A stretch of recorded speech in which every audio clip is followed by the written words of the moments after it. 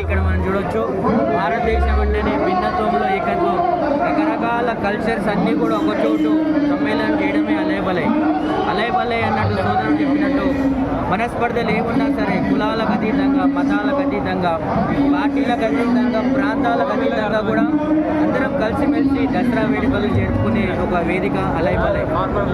దాదాపు 2 దశాబ్దాల నుంచి ఈ కార్యక్రమం కొనసాగుతుంది.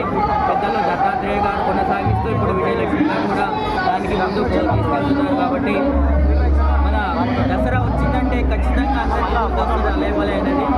పార్టీలకు అతీతంగా ఒకే వేదికపై కలిసిమెలిసి అన్నదమ్ముల్లాగా మాట్లాడుకుని కలిసి భోజనం చేసే ఏకైక వేదిక ప్రస్తుతం మనకు అలయబలై కనిపిస్తుంది.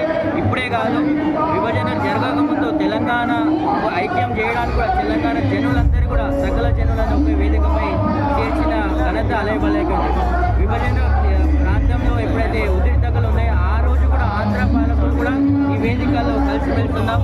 ఇప్పుడు విడిపోయిన తర్వాత కూడా ప్రాంతాలుగానే విడిపోయినాం కాబట్టి మనుషులుగా కలిసి ఉన్నామనే సంకేతం అలయబలై ద్వారా ఇస్తున్నాం. ఇలాంటి భిన్నత్వం మీరు రకరకాల ఇక్కడ మనకు అంతరించిపోతున్న కళలు కూడా చూడవచ్చు. మనకు మారుమూల గ్రామాల నుంచి వచ్చారు. ఇక్కడ మోడర్న్, ఇక్కడ హైదరాబాద్ ఒక కుగ్రామంగా మారిపోయింది. హైదరాబాద్ ఈరోజు ఒక కుగ్రామంగా మారిపోయి పల్లె వాతావరణంలో నేటి యువతరానికి మరియు రానున్న తరానికి కూడా మన పండుగ విశిష్టత ఇలాంటి కార్యక్రమాల్లో ఖచ్చితంగా తెలుస్తుందని ఆశిస్తూ ముఖ్యంగా ఈ కార్యక్రమాన్ని తీసుకున్నటువంటి దత్తన్నకు అలాగే విజయలక్ష్మి గారికి కృతజ్ఞతలు తెలుపుతూ ఇలాంటి కార్యక్రమాలే మన మనిషిని కలుపుతాయి. భారతదేశం అంటేనే అందరూ కలిసిమెలిసి ఉంది.